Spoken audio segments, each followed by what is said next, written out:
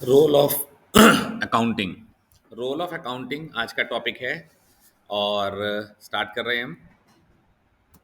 सो उससे पहले role of accounting की बात करें उससे पहले अकाउंटिंग की डेफिनेशन को एक बार दोबारा पढ़ लेते हैं। Accounting is a process of identifying, measuring, recording, classifying, summarising, analysing, interpreting and communicating the financial transaction of a business in a useful manner.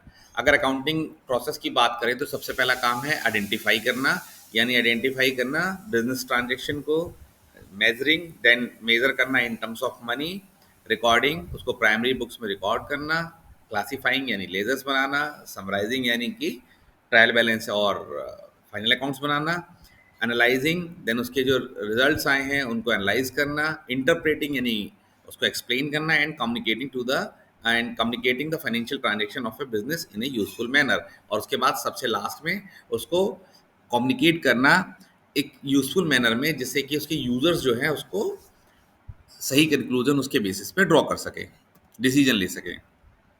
कुछ पॉइंट्स हैं जो कि हाईलाइट करेंगे role of accounting in the field of business.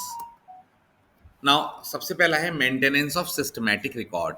तो सबसे पहला role जो है वो है the primary role of accounting is to maintain systematic record of the financial transaction in order to ascertain the net profit or loss for the accounting period and financial position of the business as on a particular date।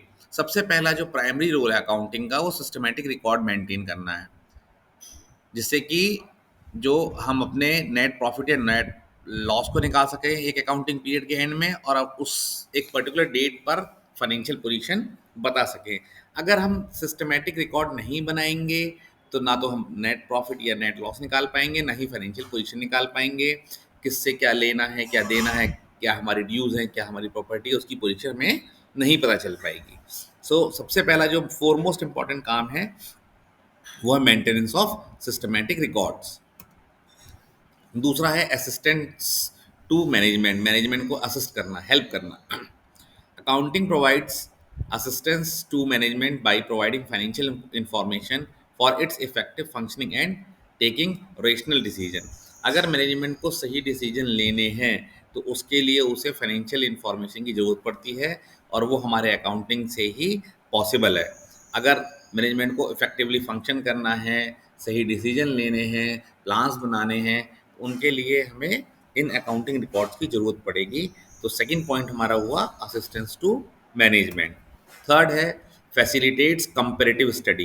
Comparative study यानी कि compare करना। क्या compare करना? कि a systematic record of financial transaction enable a business man to compare one's result with those of other years and locate significant reasons leading to change if any. अगर हम systematic record maintain करेंगे तभी हम एक year के results को other year के result से कंपेयर कर पाएंगे, और जो चेंज हुए हैं, जो इम्पोर्टेंट चेंज हुए हैं उनको हम लोकेट कर पाएंगे। ठीक है, जिसकी वजह से हमारे प्रॉफिट्स बढ़े हैं, घटे हैं। अगर हम सिस्टमैटिक रिकॉर्ड मेंटेन करते हैं तो ही हम ये काम कर पाएंगे कंपेयरिंग करने का। इसके अलावा हमने पहले भी बात की है कि कंपनी के प्रीवियस ईयर के रिकॉर्ड्स को या एक कंपनी के रिकॉर्ड को दूसरी कंपनी के रिकॉर्ड से, दोनों के लिए हमें सिस्टमैटिक रिकॉर्ड मेंटेन करने पड़ते हैं। फॉलोइंग प्रिंसिपल्स को हम, जो अकाउंटिंग प्रिंसिपल्स हैं उनको फॉलो करते हुए हम बनाते हैं। अगर हम ऐसा नहीं करेंगे तो हम जो है कंपैरेटिव स्टडी नहीं कर पाएंगे। नेक्स्ट है evidence in court. Accounting records are often accepted by court as a good evidence.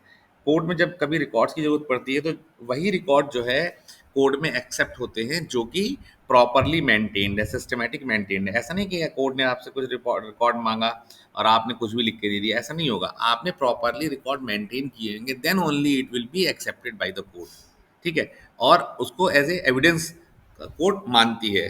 Condition क्या है? कि आपने प्रॉपरली मेंटेन किए हों, अकाउंटिंग प्रिंसिपल फॉलो किए हों, अकाउंटिंग स्टैंडर्ड फॉलो किए हों, ये सारी चीज़ें जिसके बारे में आगे भी पढ़ेंगे। अदर्स में आ जाते हैं।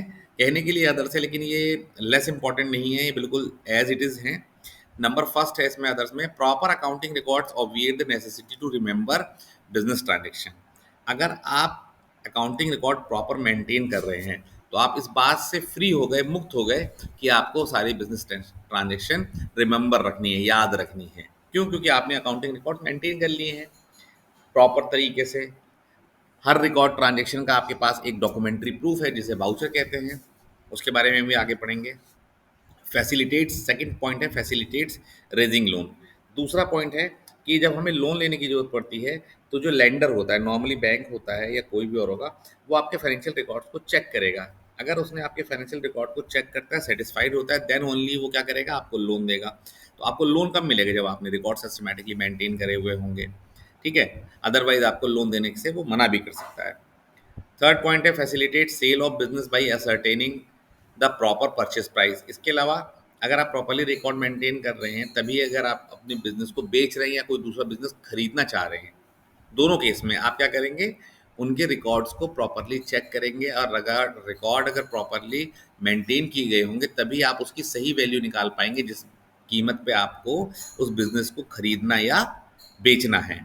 उसके बाद है next, facilitate settlement of tax liability. इसके अलावा टैक्स अथॉरिटीज़ अपने इंटरेस्ट में इंटरेस्टेड रहती हैं, अपने टैक्सेस में इंटरेस्टेड रहती हैं। तो वो भी तभी पॉसिबल हो पाएगा जब आपने प्रॉपरली रिकॉर्ड मेंटेन किए गए होंगे। अगर आप रिकॉर्ड मेंटेन नहीं कर रहे हैं तो फिर टैक्स अथॉरिटी जो आपके ऊपर टैक्स इम्पोज करेंगे वो आपको पे करना पड़ेगा, आप उसके अगेंस्ट अपील भी नहीं कर पाएंगे। तो अगर आपको इस कंडीशन से, इस सिचुएशन से बचना है तो आपको क्या करना होगा, प्रॉपर रिकॉर्ड मेंटेन करने पड़ेंगे, right. Thanks, thanks to all. और टॉपिक में अगर कुछ कमी लगे तो आप कमेंट कर दीजिएगा, उसमें और ऐड ऑन करके हम आपको फिर ये इसके बारे में और एक्सप्लेन कर देंगे। Thanks for watching, good bye.